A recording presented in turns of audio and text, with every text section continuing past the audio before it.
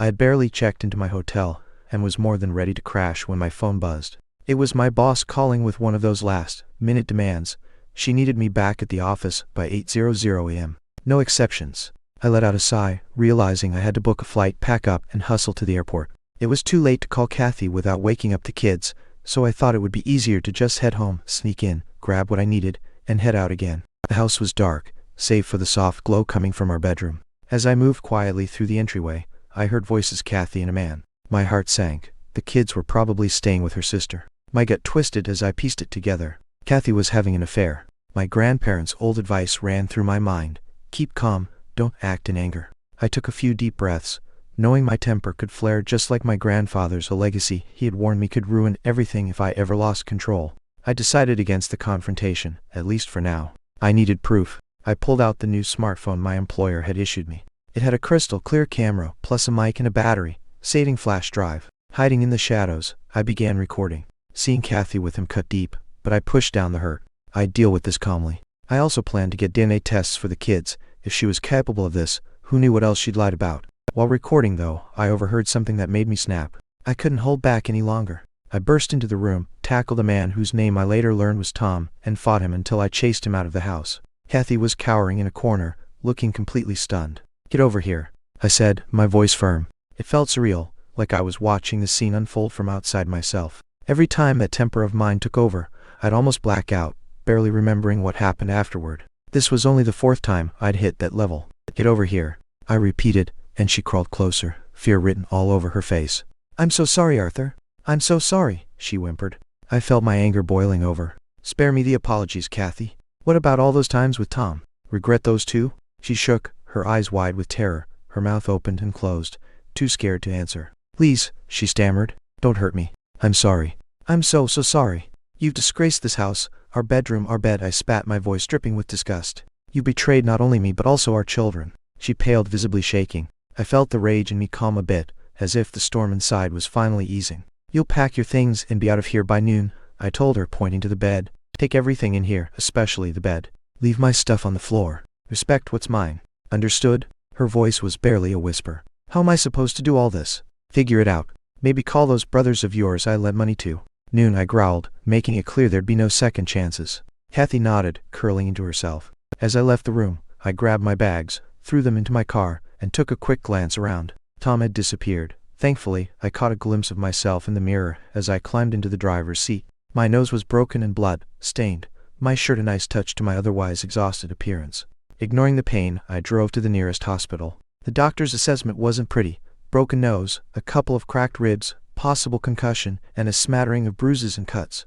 They wanted to admit me, but I refused. I had work to get back to, and besides, I'd be fine. When the police arrived, I downplayed the incident, saying I'd been attacked but didn't remember much, just that I'd come out the worse.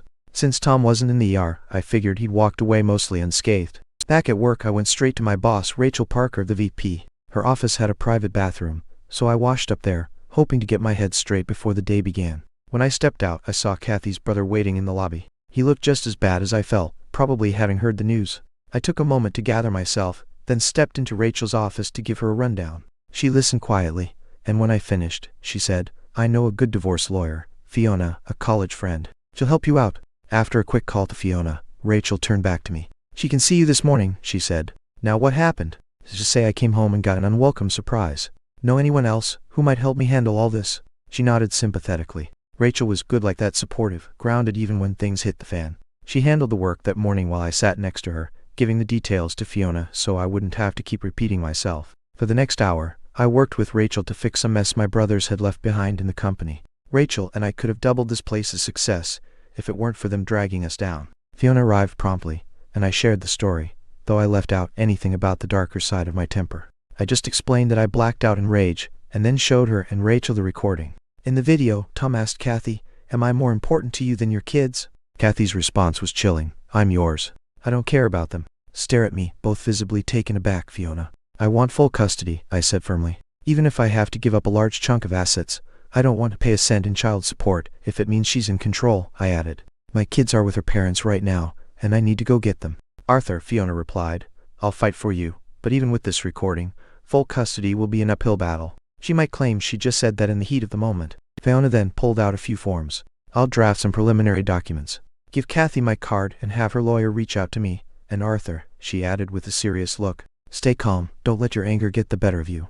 I nodded, feeling a bit ashamed. "Thanks, Fiona. I'll stay level-headed." Fiona and Rachel exchanged a few quiet words, then Fiona left. Rachel and I returned to work, but a wave of tension came over me. I realized the anger simmering inside me was getting anxious about Cathy moving out by noon.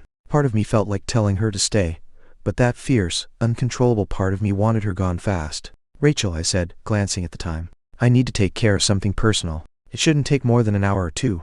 I'll be back as soon as I can." "Of course, Arthur. You've been a huge help today. Just don't be gone too long," Rachel replied with a smile. I hurried to my car, hoping to keep that anger in check. When I arrived home, I spotted a rental truck in the driveway, Cathy's brothers hauling out the mattress. 2 police cars were also parked there, with 3 officers watching the scene. I grabbed my laptop and approached the officers cautiously. "I have a recording that might help explain everything that went down last night. May I show it to you?" I asked. One of the officers, a tough-looking woman, looked at me closely. "Are you Arthur Lane, Captain's husband?" "Yes, Sergeant. I'll answer any questions you have. Just please take a look at this recording first." The sergeant nodded, though she looked like she was ready to restrain me at any moment. "Okay, Mr.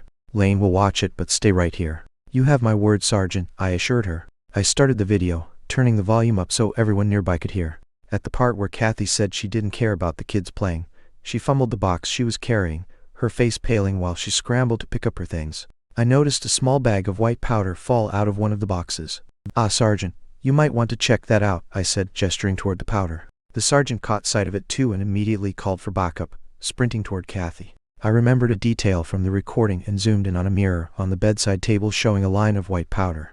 I showed it to another officer, who called the sergeant over. The sergeant quickly handcuffed Cathy, who started to cry, her brothers watching in stunned silence. "Sergeant, what's going on?"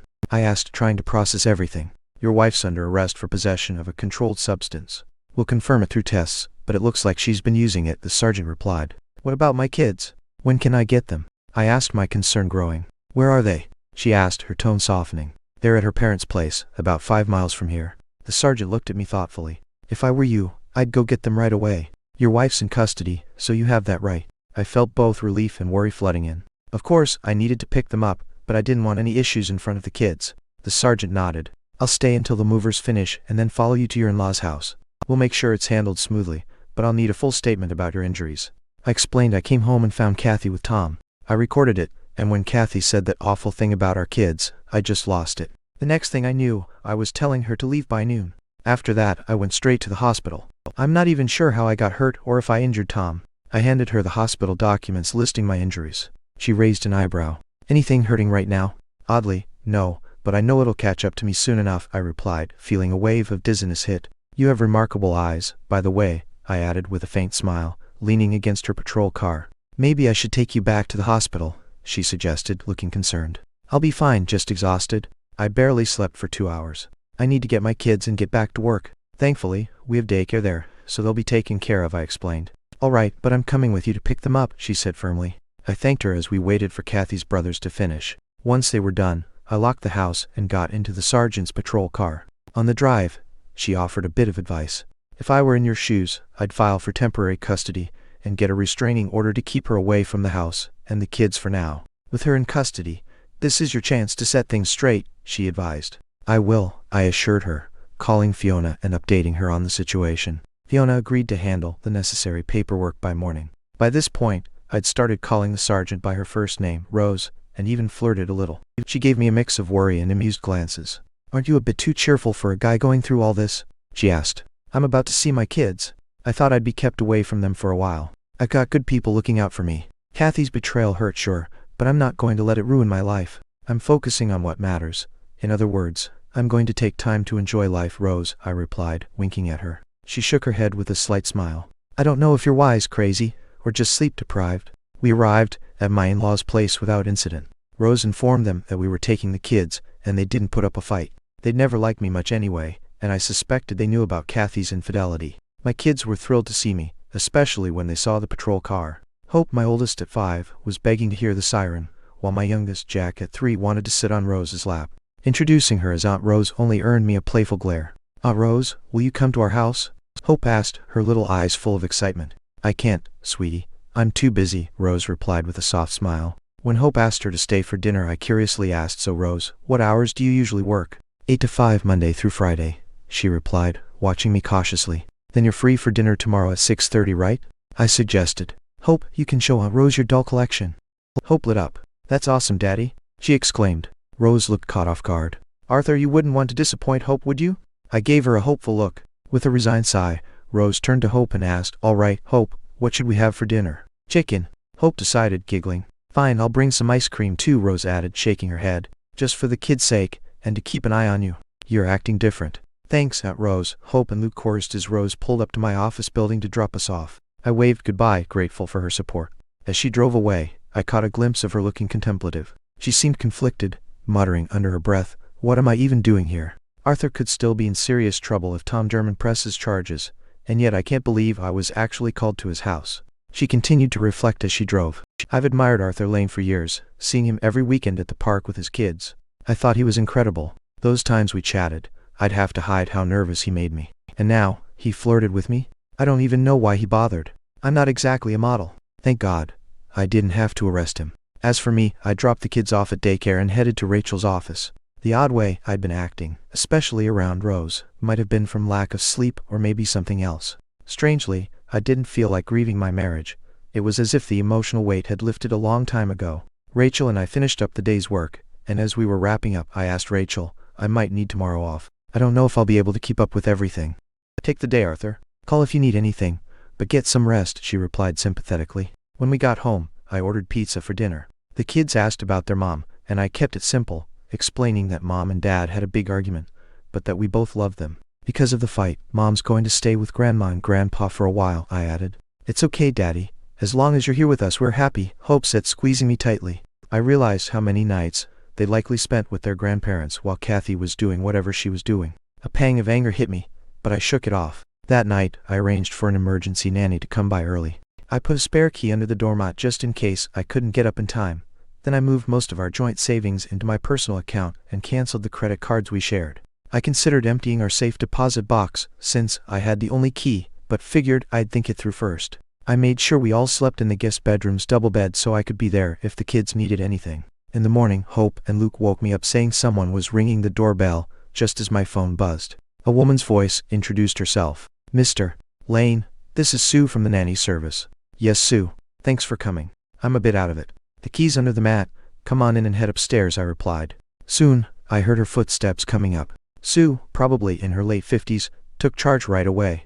I explained the situation, and she started getting Hope ready for daycare while keeping an eye on Luke. Her warmth with the kids was reassuring, allowing me to finally get some rest. Later, a messenger arrived from Fiona's office, delivering a temporary custody order and a restraining order against Cathy. Fiona called to update me, mentioning that Cathy had been served with divorce papers while in custody. She explained that between the drug charge and the recording, we had a good chance at full custody. While Sue went to pick up Hope from daycare, I went to the bank and transferred our valuables into a new safe deposit box, leaving Cathy's belongings in the old one. Across the street, I opened a new checking and savings account in my name only. While I was okay with her getting half once the divorce settled, I didn't want our money being wasted on anything illegal. Despite finally feeling some of the pain from my injuries, it wasn't as bad as I'd expected. My nose, though, was still sore, so I grabbed some chicken from the grocery store, figuring I'd cook that for dinner. At 5, Sue left, but I asked her to return the next day. Soon after, Rose showed up for dinner, much to the kids' delight. They asked to see Rose's police weapon, and Rose carefully explained how dangerous real weapons were, satisfying their curiosity. She kept glancing at me, likely noticing how rough I looked. Her concern was clear. I couldn't help but milk it a bit, pretending to feel a bit more dizzy than I actually was. She settled on the couch with the kids to watch a children's movie, and I joined them, joking that her presence was reassuring. During the second movie, Rose told me how she'd questioned Tom German. She made me swear to keep it between us. Apparently, Tom was holed up in a hotel in the next town over and was scared stiff. Rose had shown him the recording, pointing out the part where he seemed to throw himself backward toward me in the camera. She'd even listed my injuries for comparison, making it clear he'd gotten off lightly. Rose told him she'd be more than willing to press charges on my behalf, though she warned that if I retaliated, he could face serious consequences. Tom, it seemed, had no interest in pressing charges against me. I thanked her, adding that since I didn't remember much of what happened, I wouldn't pursue anything against him, though I'd probably send a copy of the video to his wife as a parting gift. Rose left around 11, and I settled back in bed with the kids. As the days passed, I avoided all contact with Cathy, leaving any communication to my lawyer. My ribs were on the mend within a few weeks, though my nose took longer to heal. After Cathy moved out, I took the chance to redo the bedroom just the way I liked: fresh paint, crown molding, new curtains, and a huge 4-poster bed with matching furniture, all dark solid wood. It finally felt like my own space. I'd managed to convince Rose to spend several evenings over at my place. I hadn't exactly made a move yet, but I was planning on it once my nose fully healed. That thing was still tender, and I didn't want to mess it up again. Work was going smoothly too. I'd been able to hire Sue whenever I had to stay out of town, which, thanks to Rachel's efforts, was happening less and less. Even my doctor cleared me, and I figured it was time to finally make my intentions clear. One night Rose and I were watching a movie, and I got up to grab us both some ice cream. Instead of sitting back in my chair when I returned, I joined her on the couch a bit closer than usual. We sat there quietly, enjoying the ice cream and the movie. After a moment, I put my arm around her, and she turned to me with a questioning look. "What are you up to tonight?" she asked, raising an eyebrow. The doctor gave my nose a clean bill of health. "No more holding back," I said with a grin. "I'm making a move. Is that clear enough?" She flushed, glancing away. "Why would you want to kiss me? I'm not exactly beautiful." I gently placed a finger on her lips. "Rose, you're perfect to me. You've got this amazing personality, a warmth I can't get enough of, and you've got those eyes. Can we kiss now?" She started to say something, but I didn't let her finish. I leaned in, and we shared a kiss that felt like something I'd been waiting forever for. The night turned out to be unforgettable, even though we didn't make it through the movie. To my surprise, she agreed to see me again the next night. The next time we met, Rose looked more relaxed. She told me she'd only kissed one other guy, a bit of a disaster by her account. She opened up about her insecurities, but I didn't let her dwell on them. I asked if she'd be free on Saturday night, and she invited me to her place for dinner. When Saturday came, she greeted me at the door, dressed in a dark blouse and pants. I couldn't help but tease her. "Why always the dark colors? What's wrong with a bit of brightness?" Rose laughed, and I handed her a bouquet of long-stemmed roses along with a box of chocolates. She blushed, and I leaned in for a kiss. It had been a while since I'd felt this way about anyone, and I could tell she felt the same. "So what's for dinner?" I asked, inhaling the delicious scent coming from the kitchen. "Chef shepherd's pie. It's in the oven," she replied. "Mind turning it off for a while?" I said, giving her a playful grin. She hesitated, then turned off the oven. We shared a passionate evening, and afterward, we both collapsed on the couch, savoring the closeness. When we eventually got to the shepherd's pie, it was a bit overcooked, but we didn't mind. I devoured a couple of large pieces along with garlic bread to refuel, while Rose, looking as happy as I'd ever seen her, joined me. She seemed almost amazed, smiling as she whispered, "This is my lucky day." Later that night, as we were cozying up on the couch, my phone wouldn't stop buzzing. Rose's neighbor and friend, Beth, was calling repeatedly. When Rose finally picked up, Beth was frantic. "Rose, are you okay? We're all out here ready to break down the door, but we figured we'd wait since you're a cop," Beth said in a rush. Rose rolled her eyes glancing at me. "Everything's fine, Beth. I've just got a friend over. Didn't mean to disturb you." "Is it that good-looking guy from yesterday?" Beth asked, clearly curious.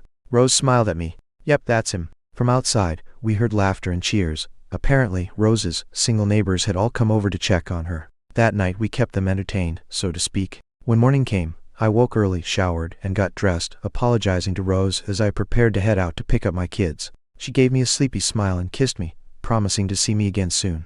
I made sure she was okay, locked her door, and headed out, still feeling a bit dazed. As I stepped out, a small group of her neighbors, some with cameras, gave me a round of applause. Feeling both amused and embarrassed, I bowed slightly, which earned a few giggles. They extended their hands like royalty, and I walked past them, humming an old tune my grandfather used to sing. Those mornings stayed with me, reminding me that I could find happiness again.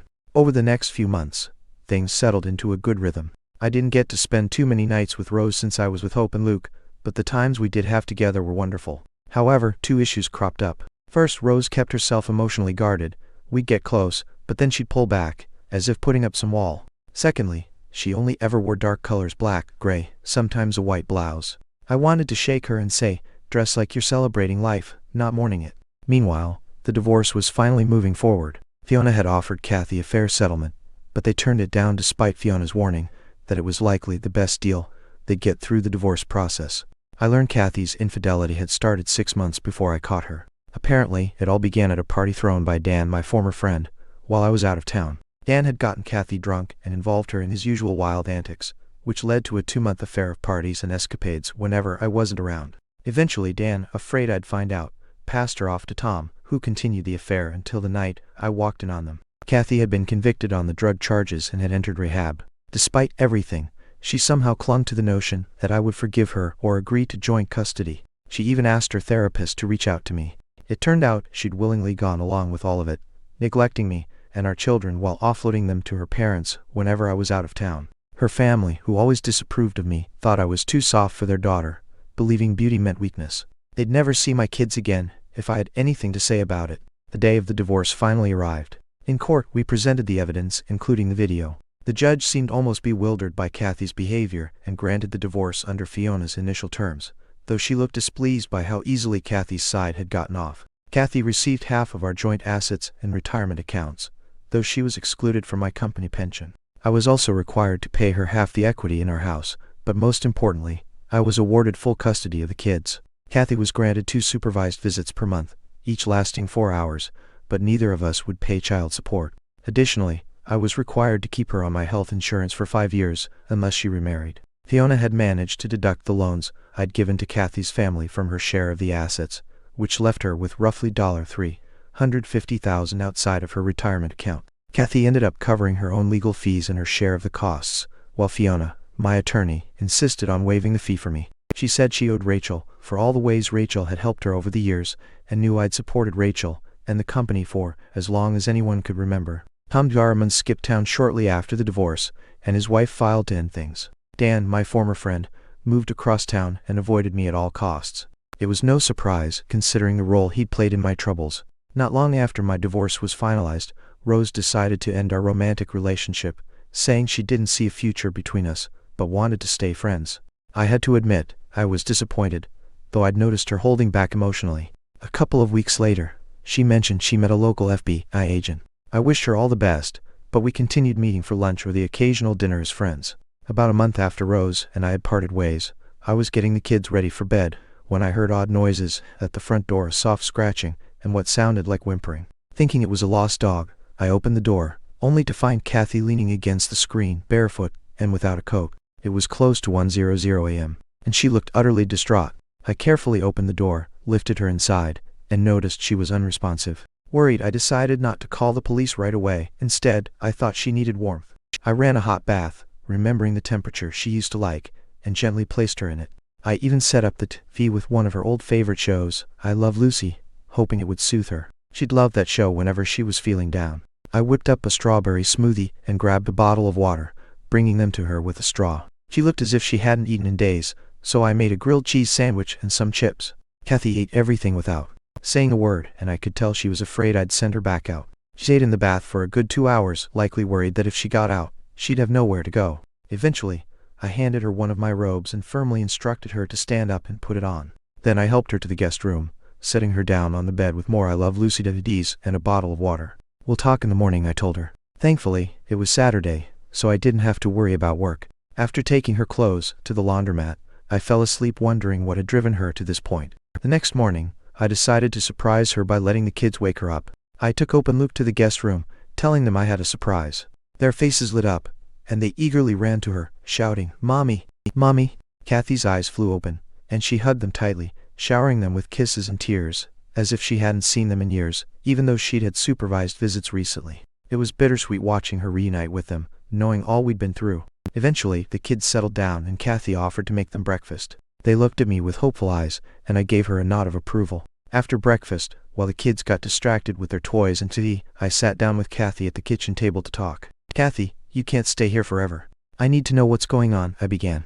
"Arthur," she replied with a sigh, "my family never accepted you. They thought you were too soft. If they'd seen you that night with Tom, they'd have been terrified. They kept mocking our relationship, making me believe you were cheating on me whenever you traveled. At some point, I started believing them. Dan dragged me into a world of pills and escapism, and I lost sight of everything that mattered. I've been working with a therapist to understand it all, but I know you probably don't care anymore." She took a shaky breath. "At my parents' place, they took advantage of me. They made me do all the hard work around the house and pressured me to lend them money. 2 days ago, I found out my father had been writing checks for my account, and my brother somehow ended up with my car." I looked at her, feeling a mix of anger and pity. "First, we'll go to the bank, then file a police report. You don't have to press charges, but this might be the push they need to return what's yours." Cathy looked defeated. "Arthur, I can't believe I trusted them and betrayed you. First, it all feels like a nightmare." I nodded, my voice firm. "You're still the mother of my children, Cathy, so listen to me. We got into the car, and Cathy found a pair of old garden shoes to wear, as she didn't even remember losing her own. At the bank, we discovered her father had siphoned off nearly $100,000, leaving her with only $250. At the police station, I asked to see Detective Rose Young. Rose looked surprised to see Cathy and me together, but listened as we explained the situation. She promised to investigate, and soon after, Cathy's parents were calling in a panic, though Cathy refused to speak with them. I had no issue being firm. I'd had enough. In the end, all of Cathy's belongings were returned, including her car. Her parents were forced to repay $25,000 immediately and sign a loan document for the remaining $75,000 at 12% interest over 10 years, using their house as collateral. After that, Cathy wanted nothing more to do with them. "Arthur," she said quietly, "thank you. I know I hurt you deeply, and I'm still in therapy, but can I stay here in the guest room? I want to reconnect with our kids." "Cathy," I replied, "I have an offer, but you might not like it. You caused me a lot of emotional pain. If you stay, you'll have to help around the house and look after the kids. There will be strict rules if we're going to rebuild any trust. Think carefully before agreeing." She flinched but nodded. I advised her to discuss it with her therapist. "Arthur, please believe me, I truly regret what I've done." "I can't trust you yet, Cathy," I said bluntly. "One more thing. There will be video surveillance around the house. It won't be easy, so don't agree unless you're ready." At her therapist's reservations, Cathy accepted. We agreed she'd continue therapy, and I set up a separate room for her. She went back on birth control, bought clothes that suited a fresh start, and helped around the house. I paid her a small salary for her efforts, which the kids seemed to enjoy. We found a balance, but I kept things strictly platonic. I also confided in Rachel about the situation. She was more concerned about me than Cathy, worried that the turmoil would prevent me from finding real happiness. "Don't get trapped in this, Arthur," she cautioned. I assured her I had no intention of being pulled back into a complicated relationship. I even mentioned a woman I was interested in who wasn't currently available, but that I was hopeful for the future. Rachel looked relieved, happy to see I wasn't dwelling on the past. Life at the office also saw a few changes after my divorce. I worked closely with Rachel to secure additional shares in our company, Parker and Unaided. When Rachel's brothers, and she inherited it, each held a 25% stake, with another 25% sold to public shareholders over the years. Rachel bought back shares, raising her stake to over 35%, while her brother's shares dwindled to below 20%. My role was to help her secure an additional 16% of the vote, enough to push her older brother out as CEO. With charm and dedication, I rallied the support of employees and shareholders, especially the women who control a large portion of the shares. It wasn't long before the transition was complete, and Rachel's brother quietly retired to the Caribbean. As thanks, Rachel rewarded me with generous bonuses and a promotion, though I didn't quite make it to president. A capable manager took that role, and I was offered the position of vice president. Rachel invited me out to dinner at a local Marston hotel, with the best prime rib in town, to celebrate. As we sipped our wine, she looked at me with genuine warmth. "Arthur, we did it. I couldn't have asked for a better partner through all this," she said, raising her glass. "I know you'd be a huge success," Rachel said, lifting her glass. But as she offered me the vice president role, I shook my head. "I'm really sorry, Rachel, but I can't accept it," I replied. Her eyes widened, and I saw the color drain from her face. "But Arthur, why?" She murmured, clearly taken aback. "As I mentioned before, there's someone I'm interested in, and to be with her, I'll need to step away from the company. Our policy doesn't allow for a relationship with a fellow employee," I explained, hoping she'd understand. She paused, looking both relieved and conflicted. "You mean another Parker employee?" Rachel said, her voice tinged with curiosity. "Arthur, I can change those rules if it means keeping you here. I'm not losing you." 2 weeks earlier, I had already distanced myself from Cathy, and she seemed more relieved than upset. I had a full physical exam to ensure I was healthy and ready to pursue a new relationship. Now, I felt ready to tell Rachel exactly how I felt. But to my surprise, she seemed just as anxious. She was holding my hand, her expression full of emotion. And then I finally spoke up. "Rachel, would you like to dance?" I'd chosen the Marston for its prime rib, and had everything arranged so we could have this moment together. I could see she was taken aback, but she didn't resist as I gently helped her up. "Arthur, I'm much older," she whispered, blushing slightly. I leaned in, speaking softly. "You're the one I want. Just dance with me." We danced through 4 songs, and I could tell neither of us wanted the evening to end. The food had grown cold, but I didn't care. "They do have room service here, but we'd need a room," I teased, holding up a keycard. Rachel blushed as I leaned in and kissed her, sealing the night. The next few days were a whirlwind of emotion. Rachel admitted she'd always had feelings for me, but thought our age difference and her position would keep us apart. But now that everything was out in the open, she was ecstatic and so was I. When Monday rolled around, Rachel called an emergency board meeting with the president to announce that I'd resigned to pursue a romantic relationship within the company. The board, a group of mostly female executives who adored me, were both shocked and delighted. Rachel proposed a change in policy, and everyone agreed unanimously to keep me on board, restoring my position. Mary, the newly appointed president, looked at Rachel with raised eyebrows. "Rachel, you didn't mention who this mystery woman is. If anyone knows, it'd be you, so who's the lucky lady?" Rachel blushed and, after a moment, said quietly, "It's me." The entire board cheered, thrilled by the unexpected announcement. For the next 3 months, Rachel and I were inseparable, meeting whenever we could. She joked that I was wearing her out with my energy, but she was determined to keep up. Since my marriage had fallen apart, I'd felt a renewed passion, and Rachel met me with her own enthusiasm. Our relationship was filled with laughter and joy, and we soon started discussing marriage. Then one day, she shared some unexpected news. A pregnancy test had come back positive. Nervous but overjoyed, I immediately proposed, and within weeks, we'd arranged a beautiful intimate wedding at the Marston. Hope was our flower girl, Luke our ring bearer, with Fiona as Rachel's bridesmaid and Rose by my side as my friend. The judge for my divorce even came, joking that he never wanted to see us in court again. After the ceremony, Rachel and I moved into the family estate she'd bought from her brother, now our new home. She even allowed Cathy to stay in a separate area so Hope and Luke could be close to their mother. Cathy continued as a nanny and housekeeper, dressing in colorful clothes I preferred, and our family settled into a comfortable routine. However, as Rachel's pregnancy progressed, she struggled to keep up with everything, especially as her energy waned. She noticed the familiar tension in my eyes, a sign that I was feeling the strain, and she decided it was time to propose a creative solution. One day, Rachel pulled Cathy aside. "Would you be open to helping Arthur a bit more directly?" she asked, a gleam in her eye. Cathy's face lit up, but Rachel cautioned her that she needed to discuss it with me first. When she brought it up to me, I was torn.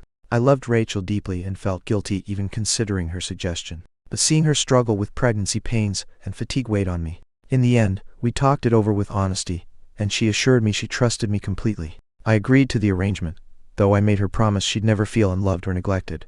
In her 7th month of pregnancy, Rose came to us in tears, having just gone through a devastating breakup. Her boyfriend, an FBI agent, had betrayed her trust, using her personal life against her professionally. Rose was heartbroken, and I'd never seen her so vulnerable.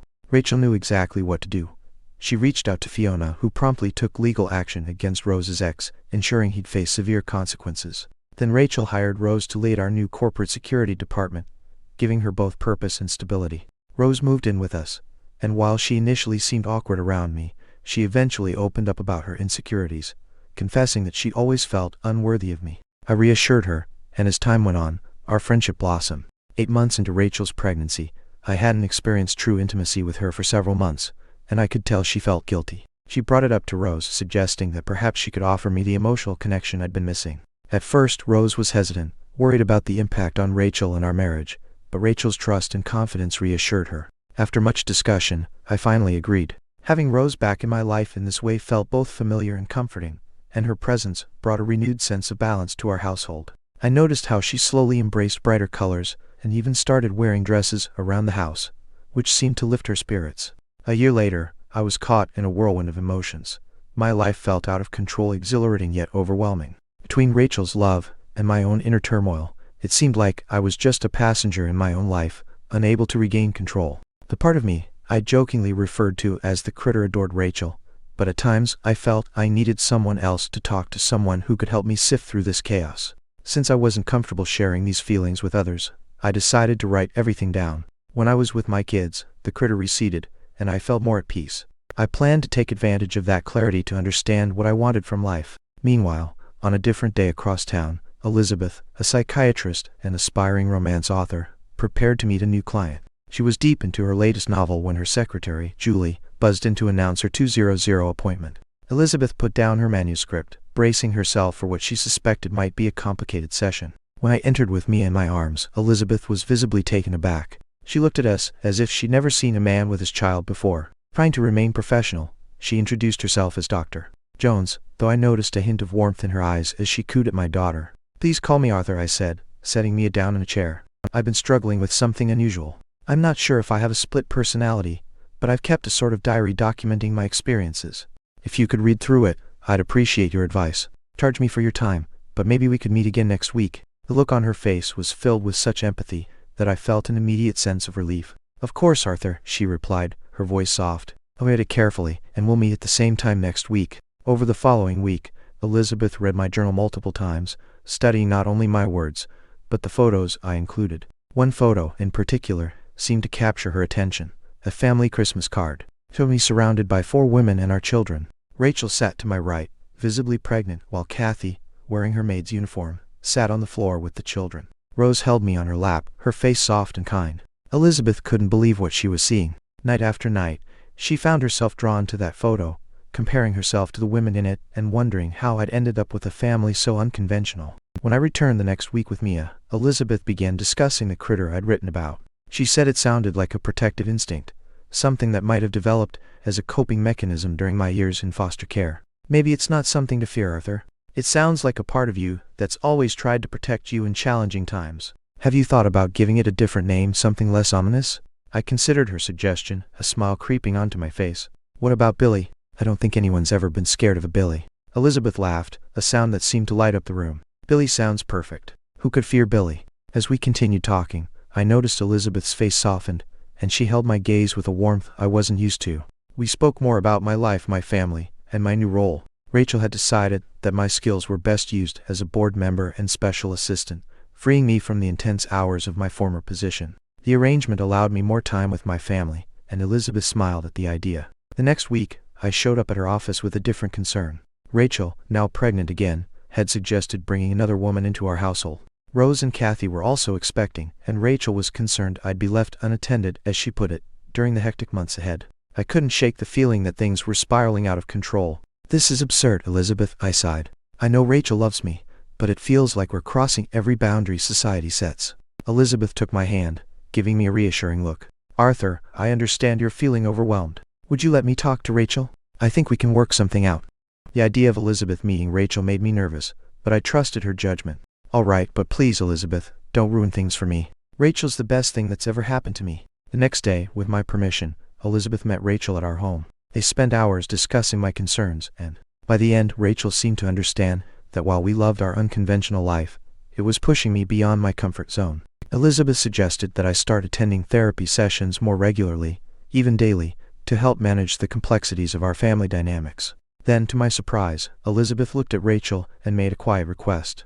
Rachel, I hope I'm not overstepping, but would it be all right if I became part of this family as well?